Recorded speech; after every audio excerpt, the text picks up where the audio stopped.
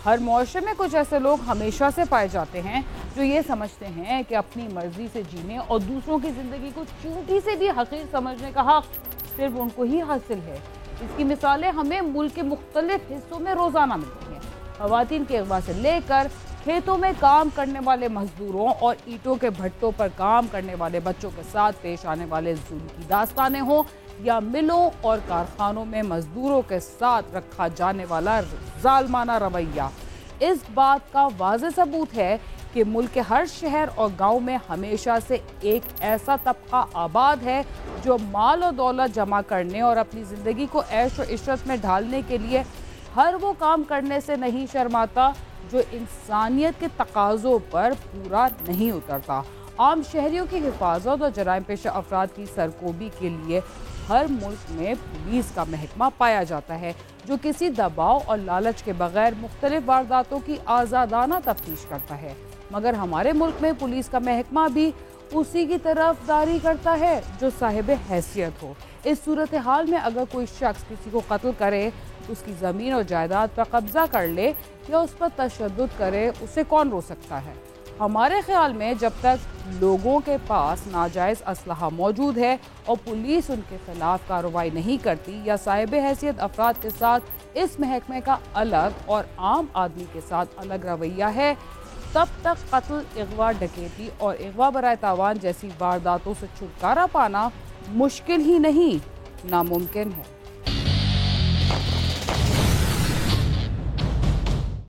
कुछ लोग तमाम उम्र अपने हक के लिए लड़ते हैं और इस सिलसिले में कुछ मिलना तो दरकिनार, उन्हें उल्टा माली और जानी नुकसान भी बर्दाश्त करना पड़ता है।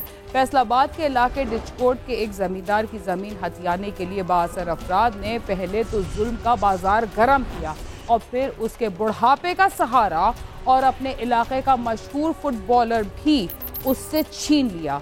ये सब कुछ कैसे हुआ, आइए हम आपको बताते हैं।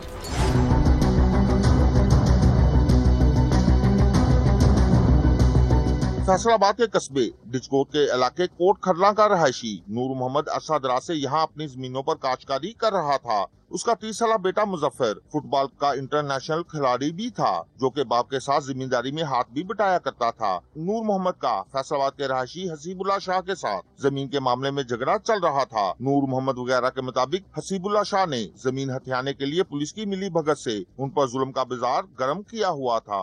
तो 3 महीने पहले साडे नाल जबरदस्ती करता है हसीबुल्ला शाह, सानू ने बड़ा यरगमाल बनाया, बहुत यरगमाल बना के पुलिस नाल लिया के रोजाना डेली दूसरे चौथे दिन जनाब वो पुलिस लिया के साढ़े जमीन हथियाना चाहता। जमीन जायदाद के झगड़े में हमेशा लालच का अमल दखल होता है। ऐसे झगड़े अगर हिकमत अमली से हल ना किए जाएं तो इंतहाई खतरनाक भी हो सकते हैं।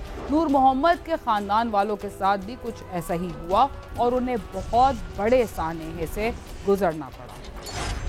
नूर मोहम्मद के मुताबिक वो अपने बेटे मुजफ्फर और खानदान के दीगर अफराद के हमरा जमीनों पर मौजूद था कि हसीबुल्ला शाह अपने मुसल्लह साथियों के साथ वहां आया और आते ही तमाम अफराद पर अंधाधुंध फायरिंग कर दी, जिसकी जद में आकर मुजफ्फर हलाक हो गया जबकि उसके साथी जीशान, मोहम्मद अली, मंजूर, आबिद और खिजर वगैरह जख्मी हो गए जबकि मुलजमान फरार हो गए। जख्मियों को फौरी तिब्बी इमदाद के लिए अस्पताल ले जाया गया जहां डॉक्टरों ने मुजफ्फर की मौत की तस्दीक कर दी जबकि दीगर जख्मियों को तिब्बी इमदाद दे दी गई। ये मेरा बाबा कहता मैं अपने आप को मार डालूंगा अगर मेरा जवान बेटा आज कत्ल हुआ, उसको कत्ल किया, शरेआम कत्ल किया। पोस्टमार्टम के बाद लाश मूसा के हवाले कर दी गई जिसे सौगारों की मौजूदगी में अबाई कब्रिस्तान में सुपुर्द खाक कर दिया गया। असीब कराया फंडा नाल सीपीओ नाल पंजाब पुलिस सारी नाल पुलिस पैसे खा के मेरे बंदे मार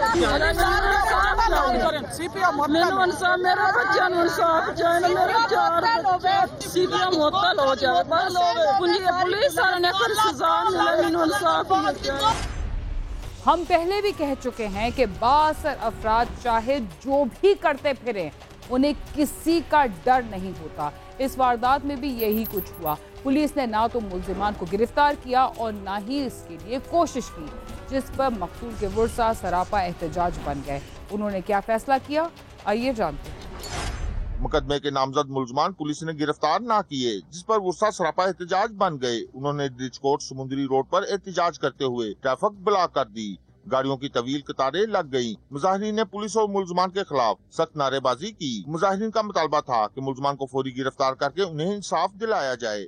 साडी इमदाद हुकूमत कोई नहीं की, गवर्नमेंट कोई साडी इमदाद नहीं की, रिलीफ उन्होंने दे बदमाश लिया के पुलिस भेज देंदी उन्होंने पहलों, सब बाद दे विच साडे आके ते फायरिंग भी कर देन, पुलिस नाल बंदे भी बुलांदी रही है, सारा कुछ करती रही। इतला मिलते ही पुलिस मौके पर पहुंच गई। मुजाहिरीन से मुज़ाकरात में उन्हें यकीन दहानी करवाई गई कि मुलजमान को जल्द गिरफ्तार कर लिया जाएगा, जिस पर मुजाहिरीन मुंतशिर हो गए। पहुंचाने के पुलिस वाले अगर जिद्दी भी कोताही पाएगी।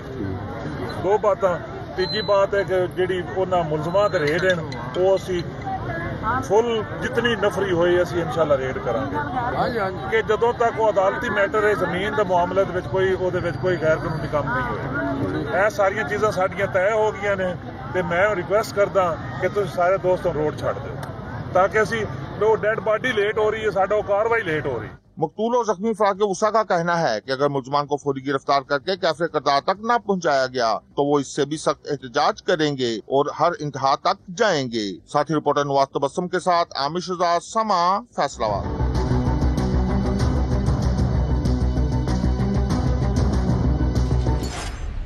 जवान औलाद माँ बाप के बुढ़ापे का सहारा भी होते हैं और अपने कारोबार को मजीद बेहतर बनाने में मददगार भी साबित होते हैं, लेकिन दुश्मनी और लालच की आग में जलने वाले संगदिल अफराद ने सिर्फ अपनी ख्वाहिशात का गुलाम बनकर उनसे ये सहारा भी छीन लिया। प्रोग्राम क्राइम सीन में वक्त हुआ एक मुख्तसर से वक्फे का, जिसके बाद हम दोबारा आपके साथ होंगे। तब तक आप समा के साथ रहिए। प्रोग्राम क्राइम सीन में एक बार फिर खुशामद। कुछ बरस पहले तक मुल्क में भत्ता मांगने वालों की एक बड़ी तादाद मौजूद थी, जो पर्ची या फोन कॉल्स के जरिए किसी को भी डरा धमकाकर उसे रकम बटोर लेते थे। ऐसे केसेस भी सामने आए थे जिनमें भत्ता ना देने वालों को कत्ल कर दिया गया था, लेकिन हुकूमत की तरफ से भत्ताखोरी के खिलाफ बड़े पैमाने पर कार्रवाइयाँ की गई तो कवानीन में भी तब्दीली की गई, तो पूरे मुल्क में लातादाद मुकदमात का इंदिराज हुआ और भत्ताखोरी के वाक़यात में इंतहाई कमी आई। लेकिन गुज्जर खान में कई साल गुजरने के बाद एक ऐसा भत्ताखोर सामने आया जिसने फ़ोन कॉल्स के ज़रिए मुख्तलिफ अफराद से भत्ता मांगना शुरू कर दिया। फ़ोन कॉल्स मौसूल होने के बाद इलाके में मौजूद कारोबारी अफराद एक बार फिर खौफजदा हो गए, जिसके बाद गुज्जर खान की पुलिस ने भत्ता मांगने वाले इस शख्स की गिरफ्तारी का मंसूबा बनाया और उसे इंतहाई महारत के साथ गिरफ्तार कर लिया। आइए जानते हैं मुलजिम कौन था।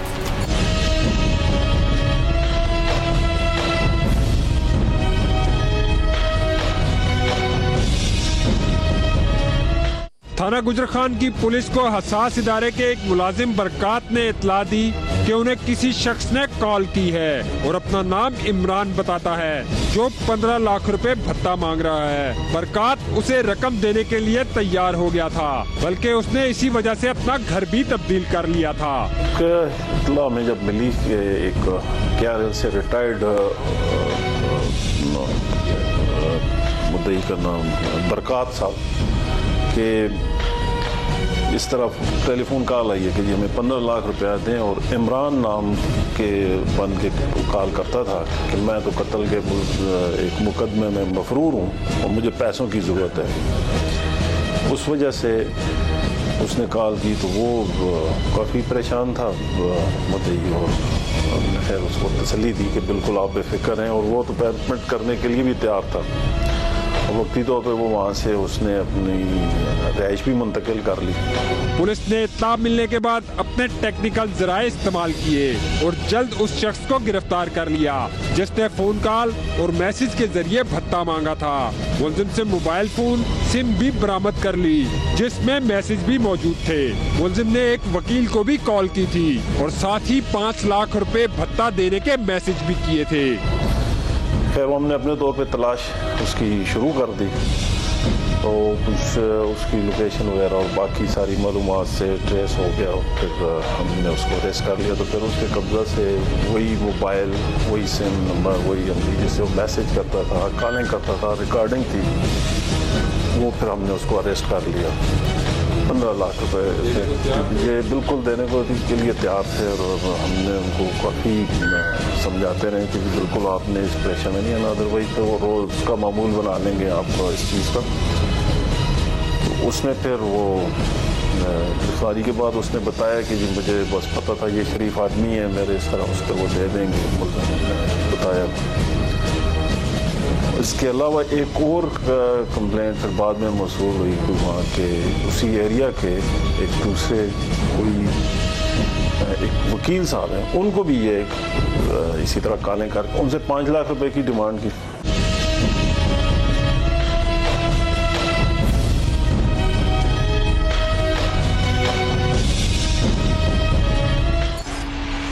रफाकत उन मुल्जिमान का रिश्तेदार भी था जिन्होंने कुछ अरसे कबल 3 अफराद को कत्ल किया था। इस वारदात में मुलविस कुछ मुल्जिमान गिरफ्तार भी हुए थे, लेकिन 2 मुल्जिमान मफरूर हैं, जिनमें एक इमरान नामी मुल्जिम भी है। रफाकत ने इसी मुल्जिम का नाम इस्तेमाल करते हुए भत्ता तलब किया था। मुल्जिम का असल नाम रफाकत था। पहले किसी के घर में बावर्ची का काम करता था। कोरोना की बीमारी आने के बाद वो बेरोजगार हो गया था और बरकत के हवाले से वो ये समझता था कि वो डर के उसे रकम जरूर देगा। उसकी सोच किसी हद तक दुरुस्त भी थी। ये मुल्जिम फरत आजकल तो बेरोजगार है, पहले कुक का काम करता था किसी के घर में, अभी फारिग था, उम्र उसकी 26-27 साल होगी। बस वो कहता मेरे जहन में आया कि मेरे ठीक है कि इस तरह पैसे मिल जाएंगे, और जो नाम इस्तेमाल करता था वो उस एरिया का मुल्ज़िम मफरूर हैं 302 के मुकदमे में। उससे उसका मकसद तो दहशत खौफ भी फैलाना हो सकता है, उस डर की वजह से वो लोग पैसे दे देंगे, और उसमें काफ़ी हद तक वो कामयाब भी था क्योंकि ये मुद्दई बिल्कुल पेमेंट करने के लिए तैयार था। हमने बड़ी मुश्किल से उसको कहा कि आप थोड़ा वेट करें, और इस दौरान ही हम उस तक पहुंचे। बरकात के इलाके में कुछ अरसा पहले 13 कत्ल की वारदात हुई थी। उस वारदात के कुछ मुल्जमान पुलिस ने गिरफ्तार कर लिए थे, लेकिन 2 मुल्जमान मफरूर थे। उनमें से एक का नाम इमरान था और रफाकत उसी इमरान का नाम और कत्ल की वारदात का जिक्र करके लोगों को डराता था। मुद्दई डरा हुआ इस वजह से था कि वो कुछ 3 कत्ल हुए थे वहाँ पे, कुछ उसमें 1-2 मुल्ज़िम वो मफरूर हैं, उनमें से एक का नाम इमरान भी है। उस वजह से ये मुद्दई की अपनी जगह ये डरा हुआ था कि कहीं मेरे साथ भी कोई मिसहैप ना हो जाए, और वही उसी का नाम लेके ये कालें करता था।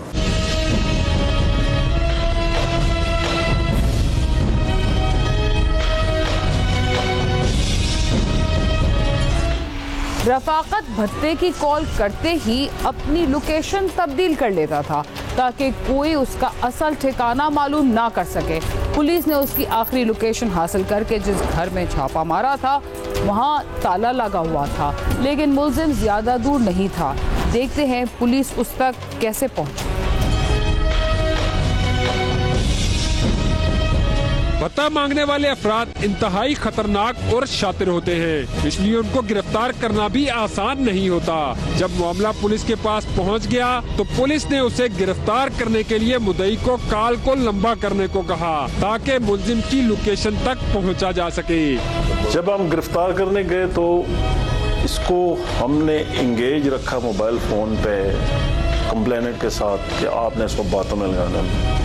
ये बार बार अपनी लोकेशन चेंज कर रहा था। पुलिस जब मुल्जिम की लोकेशन पर पहुंची तो वो वहां पर मौजूद नहीं था। इसकी वजह ये थी कि मुल्जिम कॉल बंद करते ही फौरन अपनी लोकेशन तब्दील कर लेता था।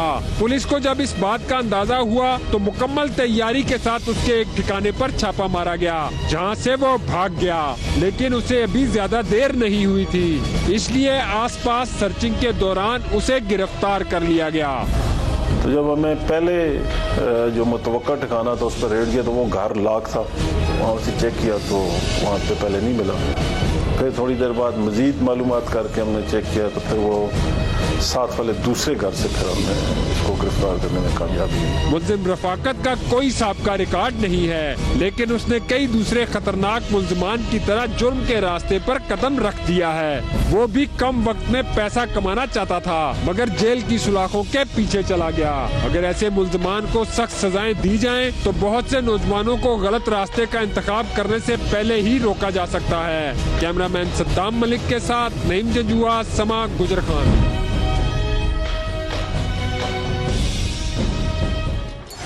बेरोजगार शख्स ने शायद ये समझ लिया था कि कोई और काम करने के बजाय लोगों से भत्ता वसूल करने का काम इंतहाई आसान और मुनाफा बख्श होगा।